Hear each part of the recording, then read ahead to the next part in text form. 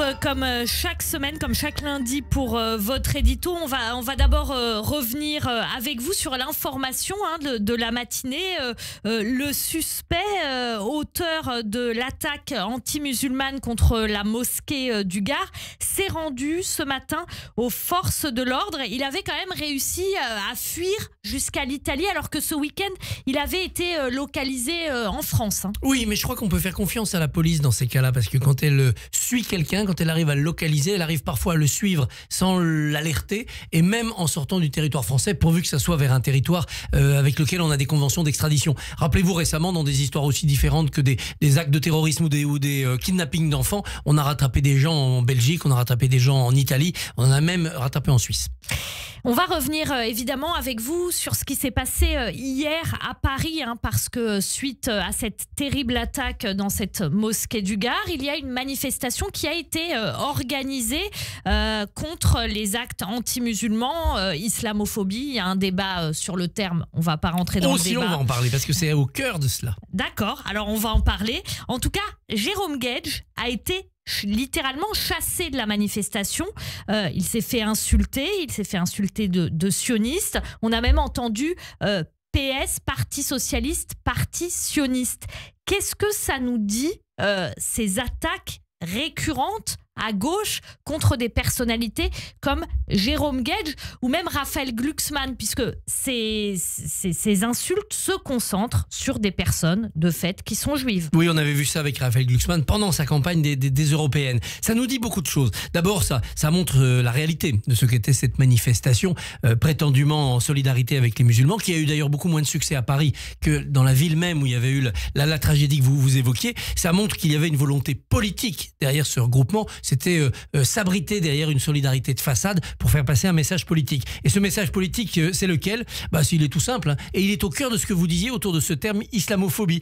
Si tu critiques l'islam, tu es islamophobe, tu n'as pas le droit. Si tu ne viens pas à la manif, tu es islamophobe. Si tu viens à la manif mais que tu soutiens Israël, comme Jérôme Guedj, c'est que tu es islamophobe. En clair, si tu n'es pas d'accord avec Rima Hassan, c'est que tu es islamophobe. Voilà. C'est ça le problème. Effectivement, on a vu d'ailleurs des tweets de certains insoumis, dont Rima Hassan, qui s'en prennent à des députés socialistes qui parlent d'actes anti-musulmans et elle qui les interpelle, islamophobie, qui entretient le débat sur ce terme. Et le débat autour de ce thème est au cœur du problème depuis maintenant des années. Rappelez-vous la manifestation de 2019, là encore, après un acte d'agression contre une mosquée. Rappelez-vous tous les débats autour du CCIF, le comité contre l'islamophobie en France, qui a été interdit après l'assassinat de Samuel Paty, qui s'est reconstitué en Belgique et qui continue à agir en France avec le soutien d'une partie de la gauche radicale. Eh bien, on est au cœur du sujet. L'islamophobie, c'est quoi ? C'est le droit au blasphème, c'est le droit de critiquer une religion. On peut être dans la phobie d'une religion, ne pas l'aimer, que ce soit la religion catholique, la religion juive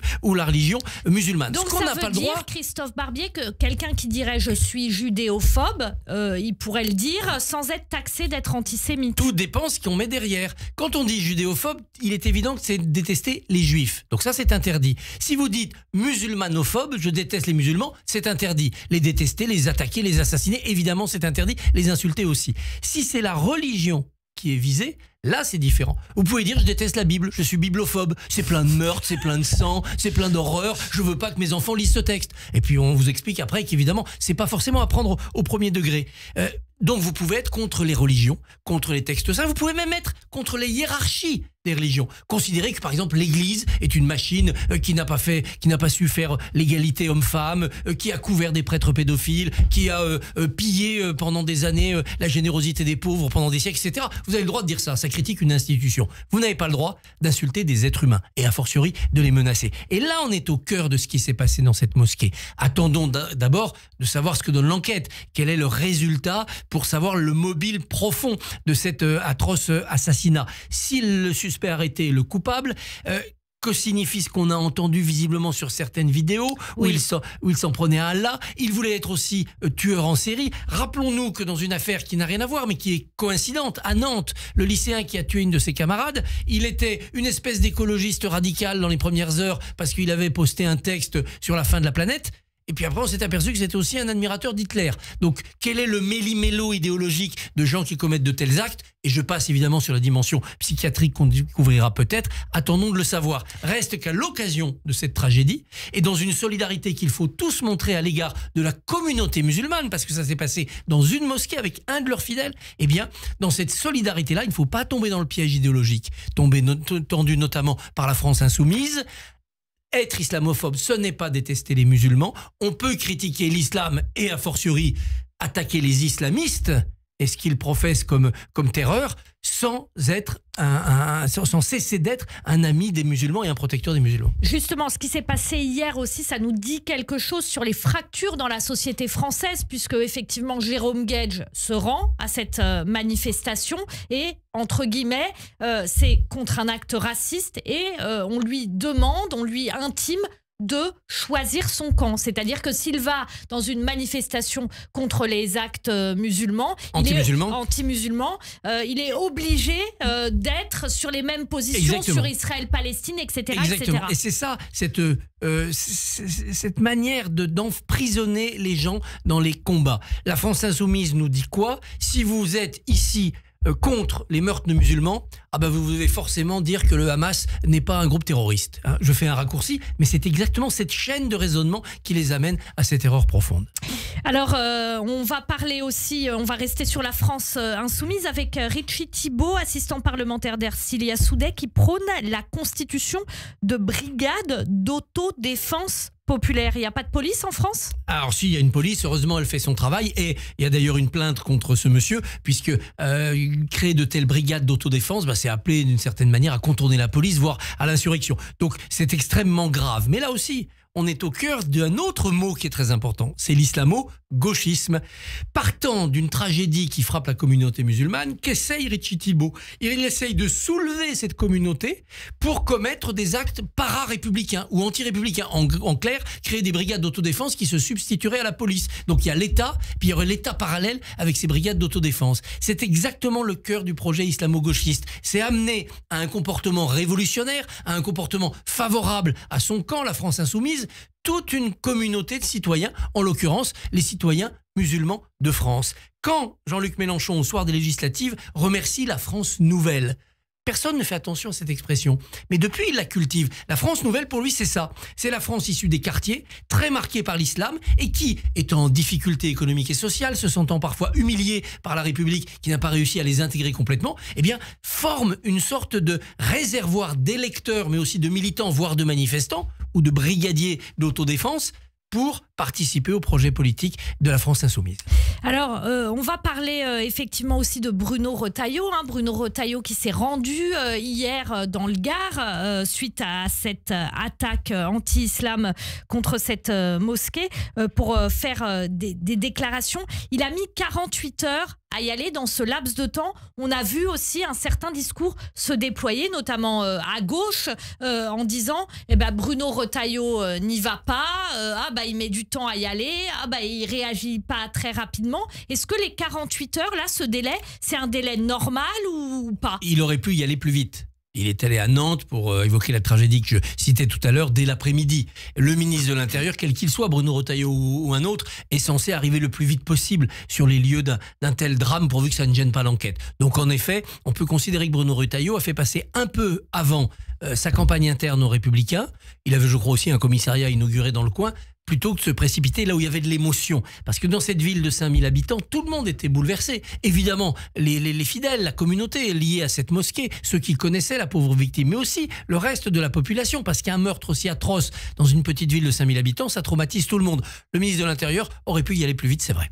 Pourquoi il n'y est pas allé plus vite? C'est uniquement à cause de considérations politiques, parce que on entend aussi dans cette perspective de division qui existe ou pas, il a dit je ne fais pas d'hiérarchie. Hier, c'est ce qu'il a dit. Pourquoi est-ce qu'il a dit ça? Il n'a pas fait d'hiérarchie. Il n'y a pas les bonnes et les mauvaises victimes pour Bruno Retailleau. On n'est pas moins important parce qu'on est musulman que si on était catholique ou juif. En revanche, il y a une gestion d'agenda sur un week-end très important de campagne interne au LR, parce que Laurent Wauquiez a avancé beaucoup beaucoup de pions, il y avait une forte présence médiatique. Eh bien, Bruno Retailleau montre que c'est difficile d'être à la fois ministre de l'Intérieur et candidat à un poste éminent à la tête d'un parti, comme ça sera difficile demain s'il est élu, d'être à la fois à la tête du parti et à la tête d'un ministère. C'est lui qui a voulu cette addition que beaucoup ont pratiqué avant lui, jusqu'à Alain Juppé qui était président du RPR en même temps que Premier ministre, mais qui n'est pas sans poser des problèmes de fonctionnement et d'hierarchie. Alors, on va passer maintenant, bien sûr, à un bilan diplomatique, puisqu'il y a eu les obsèques du pape. Bien évidemment, ce type d'obsèques, ce sont aussi des rencontres diplomatiques. Et on a vu notamment la rencontre entre Donald Trump et le président Zelensky. L'image est aussi forte que le contenu est faible. L'image a provoqué une sorte d'émotion internationale, le miracle de Saint-Pierre, le miracle du pape, comme si la paix en Ukraine allait se décider dans un tête-à-tête qui ressemblait à un confessionnal au cœur de la basilique Saint-Pierre. Non, on n'y est pas du tout. Trump n'a pas bougé, il est toujours sur une ligne de très faible soutien aux Ukrainiens.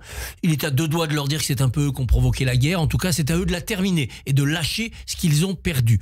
Peut-être a-t-il seulement compris, parce qu'il l'a concédé dans l'avion, que Poutine l'avait peut-être roulé dans la farine, était plus malin que lui.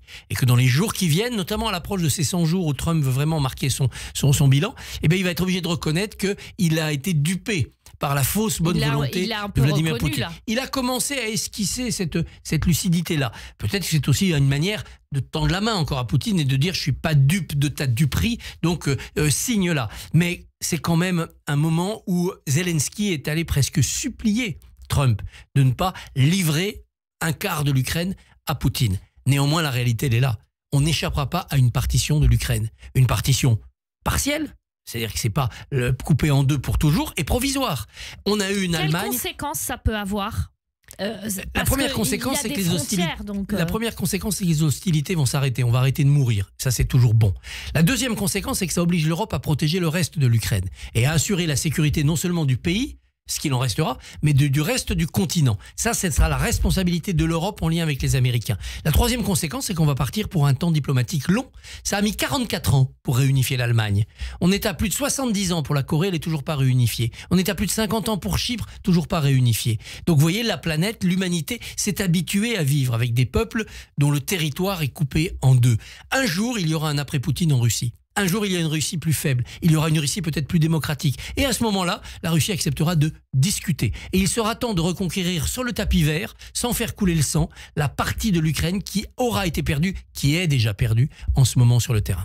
Rapidement, Christophe Barbier, effectivement, si l'Europe est obligée de défendre l'Ukraine, l'Europe risque de faire face à la Russie directement, comme ça a été le cas pour l'Ukraine? Oui, c'est pour ça qu'il ne faut pas que ça soit armée contre armée, avec un front et des missiles de chaque côté. Il faut que ça soit plus souple, avec une présence européenne, qui est une présence de protection, et qui ne soit pas considérée comme une menace par la Russie.